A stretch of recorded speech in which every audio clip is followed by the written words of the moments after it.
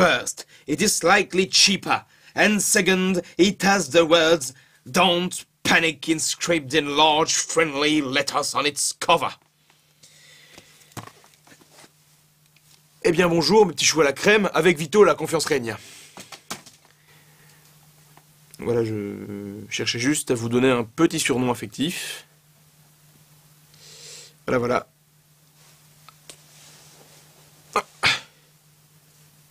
Ah. Vous savez pourquoi on est là? Aujourd'hui on va parler d'Easter egg. En fait, pour les gens qui ne parlent pas anglais, Easter egg ça veut dire œuf de Pâques. C'est d'ailleurs pour ça que j'ai sorti un œuf de Pâques d'un endroit privé et que ça m'a donné l'idée. Sinon, ça n'a aucun rapport. Je crois qu'ils ont compris, tu peux commencer à leur expliquer là. Quand vous faites la chasse aux œufs de Pâques, ils sont... En chocolat. Ils sont cachés.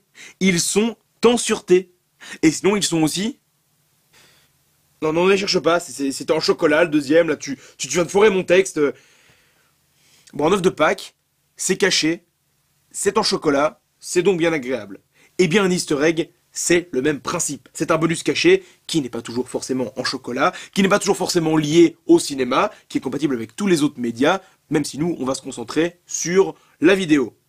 Après, en matière de cuisine, par exemple, peut-on considérer qu'une fève dans une galette des rois est un Easter egg? Et du coup, ton œuf de Pâques, il compte comme un Easter egg? Tout d'abord, parlons des informations cachées dans le décor. Qu'est-ce qui pourrait, par exemple, dans ce décor-ci, être une information cachée? Et je ne parle bien évidemment pas de mon texte, qui pour le coup est réellement caché. Exactement. Potentiellement, tous les livres de ce décor sont des informations cachées.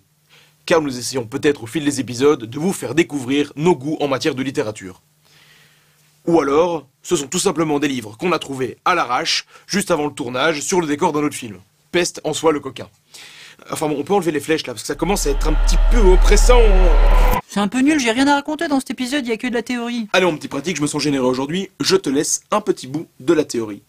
C'est vrai. Alors, on va parler d'un Easter egg. Alors, c'est un exemple. Alors, tu commences avec une vidéo, elle est interactive, et en fait, tu peux cliquer dans des trucs et ça t'envoie vers une autre vidéo. Et cette autre vidéo, en fait, durait un événement qui se passe au début, et en fait, après, il faut cliquer pour retourner dans la vidéo de base. Et en fait, tu pourrais continuer longtemps parce que, il faudrait quand même laisser le temps aux gens de cliquer. Il y aurait une vidéo que si tu cliques pas, il se passe plein de choses, à savoir rien.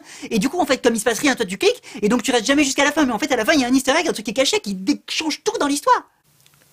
Ah, moi, je crois qu'il faut que t'arrêtes d'essayer de dire des trucs. Ça te fatigue déjà, puis pour les autres, tu te rends pas compte. Moi, quand tu fais ça, ça me fout une angoisse. Mais je pourrais te tuer, je crois. Hein. De chagrin.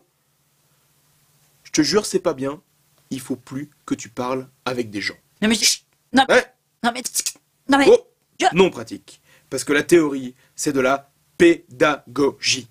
De la clarté avant tout. Parce que nous, on s'en fout que vous ayez 30 000 exemples d'easter egg. L'important, c'est que vous ayez compris la notion générale de l'easter egg. Qui vous demande donc de regarder et de re-regarder plusieurs fois, voire des centaines de fois la même œuvre pour que vous ne loupiez aucun petit détail. Le numéro de téléphone évoqué ici est-il un vrai? Quel est le programme qui passe à la télé? Est-ce que le figurant qui passe au fond n'est pas l'auteur ou le personnage d'un autre film? Vous allez devoir être hyper attentif, de véritables machines de guerre à débusquer les easter eggs. Vous pouvez à ce titre consulter les productions des studios Pixar ou de la franchise Marvel. Ces productions sont généralement friandes d'easter eggs. Sinon, je peux aussi vous conseiller, pour ceux qui auraient remarqué sa présence habile dissimulée dans le décor, la filmographie de Jean-Luc Godard, qui en son temps a dissimulé pas mal de Pâques pour ses petits amis.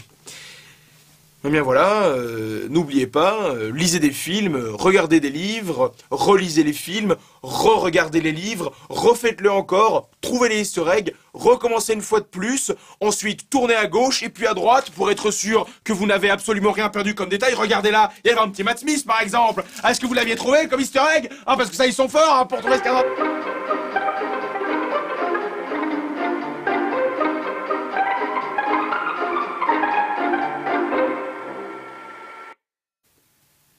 Alors, veillez toujours à regarder les vidéos jusqu'au bout, même après le générique, même si c'est long, parce que vous pouvez louper des scènes, et ça, c'est un Easter egg.